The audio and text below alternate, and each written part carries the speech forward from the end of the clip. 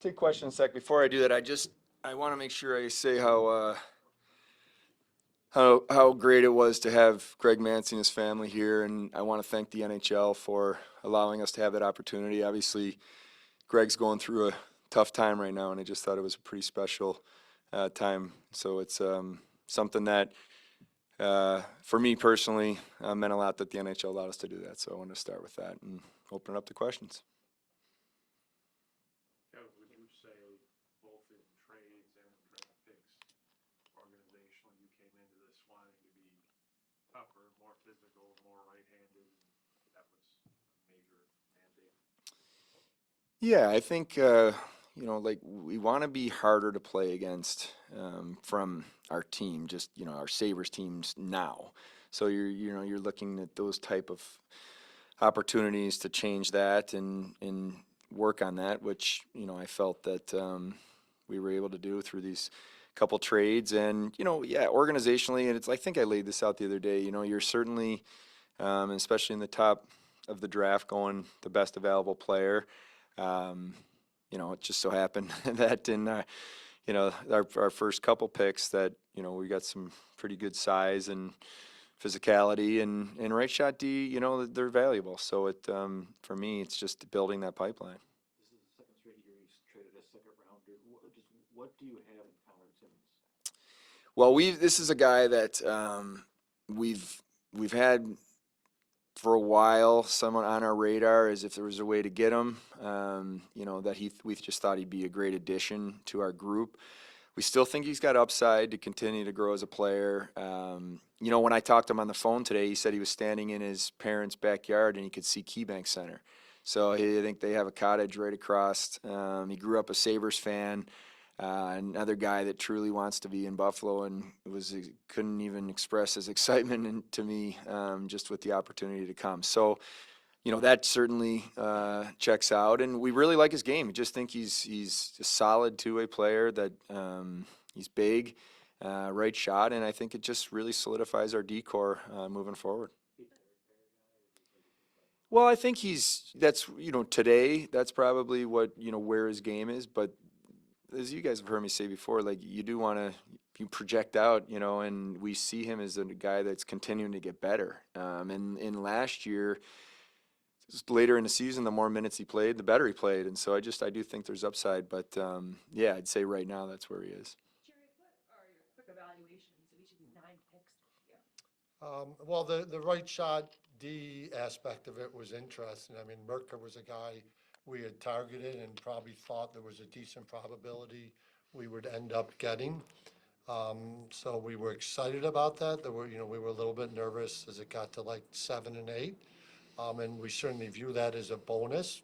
The size and the right shot helps, but I wouldn't say it was a difference maker. With Bedkowski, that was more of a coincidence, to be honest. I mean, if you look at our prospect pool, we have quite a few of our best prospects coming are right shot defensemen. So he was by far the best player left on our board when we made that pick. So it was more coincidence than anything that we ended up taking 2 big right shot defensemen, but certainly a guy that we did like and target a little bit for the toughness, especially with his size. The Czech forward, Kucharczyk, was a player that all the crossover scouts have probably had 20 viewings each of in the last couple of years. And then Frank Musil has had an awful lot of viewings within his league and at many of the tournaments with us as well. Comes from a very prominent hockey family in the Czech Republic. Good two-way player. We obviously got a couple goalies.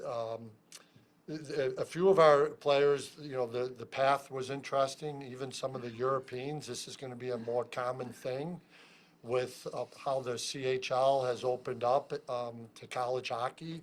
And just in general, the Europeans seem to be coming over here more and more to the USHL and to the CHL. And I think even our Russian goalie may end up on that path in the very near future. So, the 2 European kids we took outside of Merca, will likely end up over here, either in the CHL and the USHL, and then ultimately college. So you know you have an extended development path window with them as well. You know, from your perspective as well, can the organization put a premium on selecting players with size and toughness and grit? Well, I mean, as I said a few days back, you look at your prospect pool sometimes and you see what we might add to our prospect pool. I would not say that, we thought we lacked size or toughness or grit in our prospect pool, but I also at the same time said that, there's a recency bias. You watch the way the playoffs are played. You don't expect that to go away anytime soon. We obviously want to be a playoff team in the near future and for a long time here. So you're trying to target playoff type players. And I would say maybe we talked a little bit extra about that, whether consciously or subconsciously, that affected the placement of a few players on our list, probably. Kevin, when you think of your draft group, obviously everybody's going to talk about, well, Yarmo's new, Eric Stahl is new, but Lindy was in your draft room last year, but he had just got here. What was it like? What was Lindy's influence this year, given the fact now he's been here a year with this NHL team and with the organization?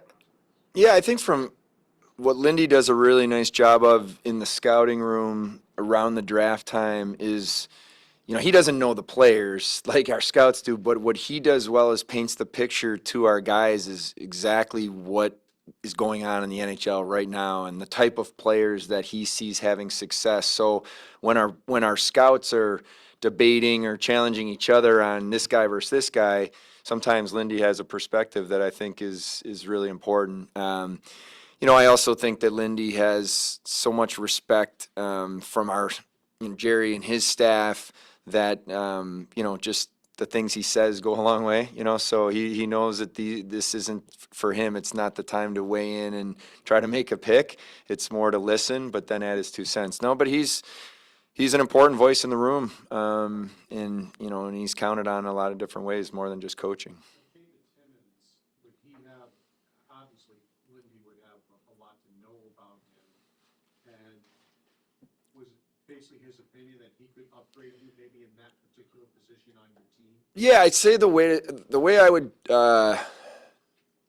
I would explain it, Paul, is I really like Cliffy. Like Connor Clifton is a really good hockey player, a solid NHL player, a great teammate, and physical, and all of that checks. Where we felt Timmins made our team better is just a little, maybe just a little bit cleaner in terms of the way he plays the puck touches and just the way he plays the game. So we just felt for the role that we were looking for in that spot on our D-core, Timmins was a better fit and also someone that we thought could move forward with us for an extended period of time.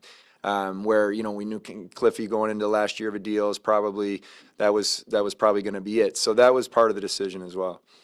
As far as Bidikowski goes, just for both of you or whoever, just what kind of vibe do you get from him? I mean, you were talking to him on Zoom, and sounded like he was ready to get down to business, and he was very passionate when we talked to him. Just what kind of feeling did you get from him? Yeah, I mean, Jerry can weigh in a sec because he knows him through the year better than I do. But what I can tell you, the due diligence that our scouts talked about, when I looked at my notes, I had a 2-minute conversation with him after, and it was very clear to me that this is going to be a good pro. Just his head on his shoulders, how he conducted himself. I mean, he actually made a comment to me about how much it meant that how the pick was made, and just it was really just impressive how in an emotional time when you got a lot going on, just his calmness and ability to talk about, hey, I'm going to get better and I'm going to do everything I can to be the best possible player I can be. And I just think that when you hear the scouts talk about and then you see it after, it goes a long way. Yeah, what Kevin's referencing there is the fact that Greg made the pick and his story was kind of told out in Los Angeles. So here's a kid in probably the most anxious, nervous time of his life, had the composure, like that was the most important thing he wanted to talk to us about. That there was an honor to him that the pick was made that way. So that obviously speaks to his character and his kind of poise and his understanding of the bigger picture. to be able to do that in the moment. In terms of the player, we followed him closely for the past 2 years. He was a player in his underage year that caught our eye an awful lot. Graham Beamish, our main Ontario scout, has probably seen him play 30 or 40 times. All the crossover scouts have seen him double-digit times. Traded from Oshawa to Owen Sound in a pretty big trade. Owen Sound targeted him, and insisted he was part of the package for them to make that trade at the beginning of the season. Not ideal for the kid because it was a step down in terms of the team he was playing for, but he made the most of it. And I mentioned, someone asked me about the Aitchison kid the other day, and this kid is very unique and very much in the same mold in terms of a throwback player, and, by the way, also 6'5". So I am very convinced he's going to get the most out of his abilities. The draft board fall the way that you kind of felt that it was going when it came time for you to pick a 9, or were there any upsets there? We were, without going into too much detail, yeah, we were 6 for 6 on how the first 6 players went off the board, which I anticipated would be the case. So I'm not afraid to say the player we got was the next player on our list. So for us, that was, very good value, and we were excited about that. And then, after that, it got a little scrambly, I think, as it does many times when you get into the teens. But every year it's getting, not just our list, I think around the league, more and more accurate. I mean, you go through 60 picks in the draft, and, we're probably on, we're probably close to within 5, 6 players dead on at that point in terms of who's gone off the board. So it fell all the way up until I'd say the 5th, 6th round, pretty much how we anticipated it would. Jerry, you mentioned the other day that you saw Merca live when he was in Czech, and you mentioned about his background a little bit also. I'm wondering if you could expand just on what impressed you about the background and pathways. Yeah, I think personally I have 21 or 22 viewings of the player this year. So, and it actually started last year at the under 18s when he played there as an underager, and then the Holinka this year. I'd make the case he's pretty easily the best player in his age group, by a decent margin over in, Czechia. But he played in the men's league, and he's probably too good to play junior hockey over in, Czechia and most of Europe for that matter. But the men's league was accelerated for him, I would make a case. He could handle it for a while, but then playing on in a very successful organization, his minutes started to dwindle a little bit. The league and the team understood he might come over to North America to challenge himself, and that maybe it wasn't ideal to be playing at that age in the men's league. But he wanted to honor a commitment he had to the national under-20 program over there in November. So I think all parties agreed that he would stay and play in that tournament. And then he came over to play in Seattle. And when you saw the growth in his game, jumping into the WHL, which is not an easy league, just adjusting to the rink size, a different style of play for a defenseman. And I caught a couple poor games out there early, as did some of our other scouts, but we also caught some high-end games. But at about the 10-game mark, he just took off. I think they might have been 18 or 20 points out of a playoff spot at the time on a rebuilding team in Seattle. And I think everyone in the league would pretty much credit him and our goalie Ratzlaff for easily getting that team into the playoffs. Just all situations, two-way defenseman, high compete. 6'6" kid still growing into his body. He's going to have some awkward moments.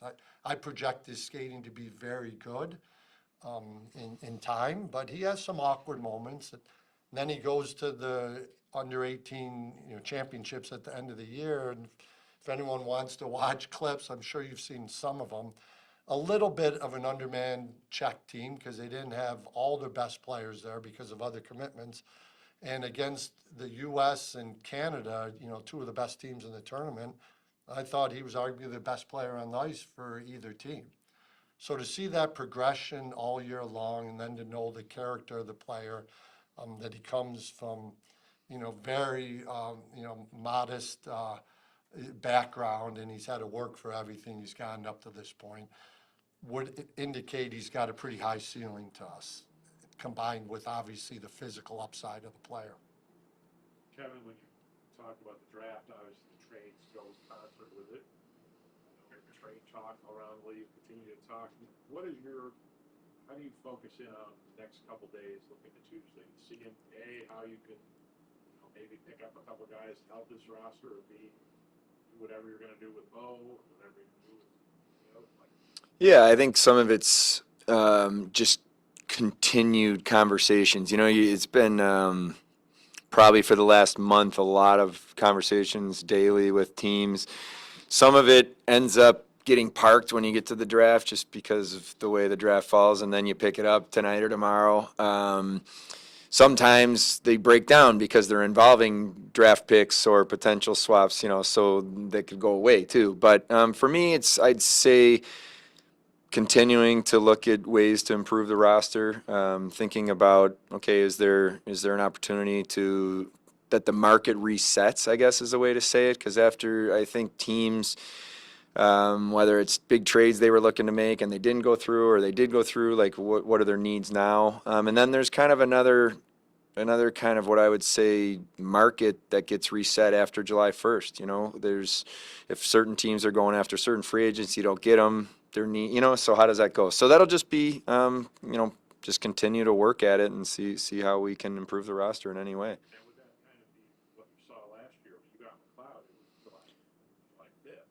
Exactly. So it wasn't on first, and teams made some moves. And so in theory, people want to know, can you get a forward? Can you get one in free agency? Is it even possible? But you could be doing something well after that when you get that second reset, right? Yeah, it's exactly right. I think last year, we really were focused on, like, this exact time last year on finding a third line center that we felt was, an all situation player. And, there are different ways to do that. We had talked about trading for players, free agency, and it just, the trades didn't materialize. Free agency didn't get the player that we had talked about. And, players in unrestricted free agency have choices. So, to your point, though, then if it was July 5th, so that's a few days later, we stayed on it and then ended up being able to make the trade we did, which, fit. I think that was a trade that we thought would help our team immediately, and we had a player that we thought could be with us for, in his prime years, which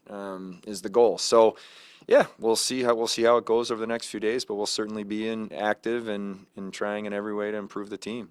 Kevin, in that same vein, as you construct the roster for this season, how do you project the identity for this year's team and this year's? Yeah, it's a great question because I'm gonna say it again. We have to be better defensively. We have to be harder to play against. We have to be a more mature team in terms of our puck management and decisions when you're, up a goal on the road late in the first period. You got to get it. You got to get it behind the D and not turn it over and give up a 2-on-1 and that type of stuff. We just have to mature. So I'd say the identity, what I'm looking for, is a team that understands that we need to take the next step to play winning hockey more consistently. I think we did take a step late in the season in terms of guys understanding what that means, constant communication from the coaches to the leadership group. But yeah, that's in defensively we have to be better. I do think we have a very talented group of players. We can score. We can. It's not about outskilling teams. It's about outcompeting teams with skill. And I think that's, for me, what I want to see more of. Hard compete with skill, and guys that'll do anything to win. And what you call it, I don't know. But to me, it's just an identity of winning hockey, and that's our goal. I know you mentioned you're kind of open to anything with Bo Byram. Have you engaged, I guess, in like contract talks? Like, where do you think, that's a realistic possibility?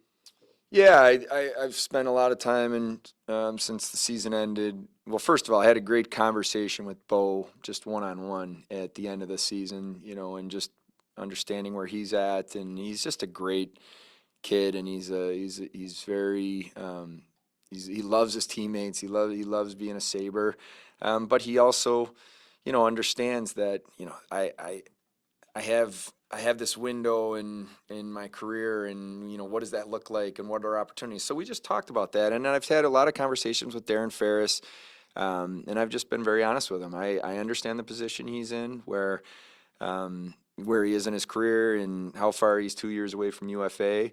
And we'll just keep talking. I don't think it's great for me to publicly talk about any sort of contract negotiations, but what he knows is we like him, we believe in him, we think he makes our team better with it on. But if there's a trade to make that makes sense and we think it's the right thing to do, we'll do it. What about him? Like, you mentioned with JJ, like it was pretty clear it wasn't going to work and you kind of pivoted. What is it about Bo that you think, like, you're kind of open to all these possibilities? It seems like he has the personality that if it works out where he's back here, he's kind of the type of guy that's just going to be right back all in. 100%.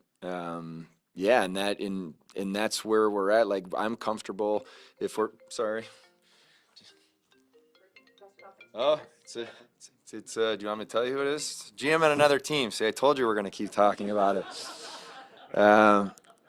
What were we talking about, Bo? Yeah, I mean, I'm open to doing a longer deal, shorter deal. Like I've told them that, they know that. But what I know about Bo Byram is if he's back, whether it's a 1 year deal or a 2 year deal or 8 year deal, he's going to be all in and try to help us win. And that's what I truly appreciate about Bo. So we'll get to the right solution. But it's got to work for both sides. But he understands how we feel about him, and he knows that we're willing to do whatever we need to do to try to help our team get better. And we've been very transparent both ways. So I'm looking forward to kind of engaging with Darren again here now that the draft's over. Thank you. Thanks.